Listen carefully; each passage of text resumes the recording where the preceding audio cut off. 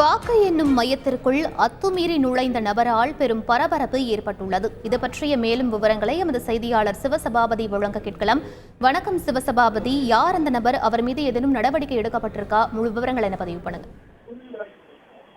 கடந்த 19ஆம் தேதி பாத்தீங்கன்னா தேனி நாடாளுமன்ற தொகுதிக்கான வாக்குப்பதிவு முடிந்த நிலையில 6 சட்டசபையில இருந்த வாக்குப்பதிவு பட்டியல் பாத்தீங்கன்னா தேனி கொடுவுலார்பேட்டையில் இருக்க தனியார் கல்லூரியில 3 அடுக்கு பாதுகாப்பின் கீழ் வைக்கப்பட்டிருந்துச்சு. இது 3 அடுக்கு பாதுகாப்பு மட்டும் இல்லாம எல்லா கவுண்டிங் சென்டர்லயும் பாத்தீங்கன்னா சிசிடிவி கேமராவும் பாதுகாப்பு பணியில அவங்க வச்சிருந்தாங்க. இதை தொடர்ந்து பாத்தீங்கன்னா இன்னைக்கு பாத்தீங்கன்னா ஒரு மர்ம நபர் அவருடைய இருசக்கர வாகனத்துல நுழைவாயிலிருந்து வேகமா வாக்கு எண்ணும் மையத்துக்குள்ள புகுந்ததுனால பாத்தீங்கன்னா அங்க இருக்கிற அந்த தொழில்முறை பாதுகாப்பு படையினர், மத்திய அரசை சேர்ந்த தொழில்முறை பாதுகாப்பு படையினர் அவங்கள பிடிச்சு விசாரணை பண்ணியிருக்காங்க. அவர் நீண்ட நேரம் அந்த தொழில்முறை பாதுகாப்பு படையினரோட நீண்ட நேரம் சண்டையிட்டு வாக்குவாதத்தை செஞ்சுட்டு வந்திருக்காரு. அவரை விசாரிக்கிறப்ப பாத்தீங்கன்னா அவர் அந்த கல்லூரியினுடைய முன்னாள் ஊழியர் அப்படின்னு சொல்லிட்டு தெரிய வந்துருச்சு. தொடர்ந்து பாத்தீங்கன்னா அவர் தொடர்ந்து அதிக அளவுல வாக்குவாதத்துல ஈடுபட்டு இருக்க சூழ்நிலையில அந்த பகுதியை சேர்ந்த கிராம அலுவலர்களை வரவழைச்சு அவர் மீது 5 பிரிவின் கீழ் வழக்கு தொடுத்திருக்காங்க.